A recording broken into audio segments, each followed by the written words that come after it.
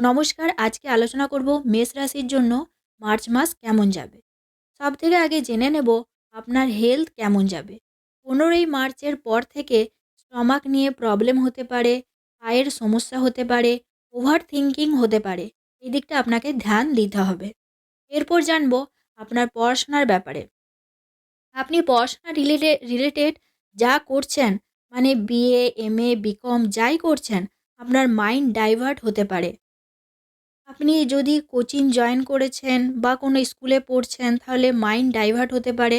আপনার মনে হতে পারে যে আমি অন্য কোনো কোচিং জয়েন করে নিই, অন্য কোনো কলেজ জয়েন করে নিই।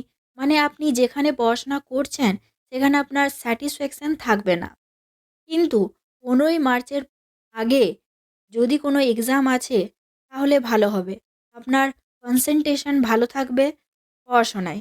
15ই মার্চ পর্যন্ত, তারপর আপনার মন একটু ডাইভার্ট হতে পারে। এরপর জানবো আপনার লাভ লাইফ কেমন হবে। 5th হাউসে কেতু থাকায় লাভ লাইফে ছোট ছোট ব্যাপারে মিসআন্ডারস্ট্যান্ডিং তৈরি হতে পারে। যার সাথে আপনি লাভ রিলেশনে আছেন তার মধ্যে রাগ বেশি থাকতে পারে। এই দিকটা আপনাকে ধ্যান দিতে হবে। কিন্তু 70% ঠিক আছে, 30% ধ্যান দিতে হবে। এরপর জানবো আপনার ম্যারেজ লাইফ কেমন হবে। ম্যারেজ লাইফ ঠিক আছে, কিন্তু কিছুদিন আলাদা আলাদা থাকতে হতে পারে, বা আপনার লাইফ পার্টনার কিছুদিনের জন্য কোথাও ঘুরতে চলে যেতে পারে, এরকম হতে পারে।